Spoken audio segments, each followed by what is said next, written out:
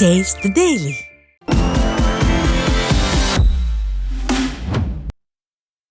தென்காசி மாவட்டம் குத்துக்கல் வலசை ஊராட்சியில் நடைபெற்ற கிராம சபை கூட்டத்திற்கு பெண்களை லோடு வாகனத்தில் அழைத்து வந்த சம்பவம் சர்ச்சையை ஏற்படுத்தியுள்ளது.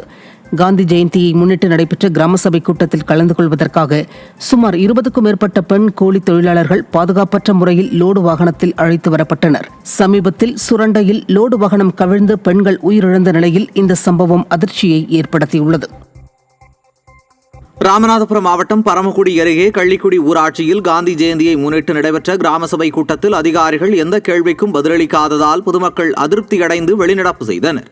அப்பகுதி கிராம மக்களுக்கு 100 நாள் வேலை வழங்கவில்லை எனவும், குடிநீர் தட்டுப்பாடு தீர்க்கப்படவில்லை எனவும், கண் துடைப்புக்காக கிராம சபை கூட்டம் நடைபெறுகிறது என மக்கள் குற்றம் சாட்டினர். தீர்மானங்கள் நிறைவேற்றப்படாமலேயே கையொப்பம் வாங்கப்படுவதாகவும், அனைத்து அரசு துறை சார்ந்த அதிகாரிகளும் இல்லாமல் கிராம சபை கூட்டம் நடத்தப்படுகிறது என அடுக்கடுக்கான குற்றச்சாட்டுகளை முன்வைத்த கிராம மக்கள் கிராமத்தில் இருப்பதற்கே வெட்கக்கேடாக உள்ளது என வேதனை தெரிவித்தனர்.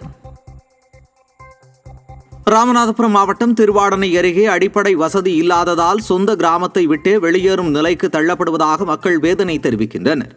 திருவாடனை அருகே அமரன்வயல் பகுதியில் சுமார் 70க்கும் மேற்பட்ட குடும்பங்கள் வசித்து வருகின்றன. இந்த கிராமத்திற்கு செல்லும் சுமார் 3 கிலோமீட்டர் தூரமுள்ள பிரதான சாலை சேதமடைந்து உள்ளது. இதனால் வாகன ஓட்டிகள் கடும் சிரமத்திற்கு உள்ளாகின்றனர். அவசர கால சிகிச்சை மற்றும் பிரசவம் உள்ளிட்ட மருத்துவ உதவிக்காக ஆம்புலன்ஸ் வர முடியாத அளவுக்கு சாலை மோசமாக உள்ளது என குற்றம் சாட்டும் கிராம மக்கள், ஸ்டாலின் அரசின் மாவட்ட நிர்வாகம் அடிப்படை வசதிகளை ஏற்படுத்தி தராததால் நகரத்தை நோக்கி புலம்பெயர வேண்டிய நிலை உள்ளதாக மக்கள் வேதனை தெரிவித்தனர்.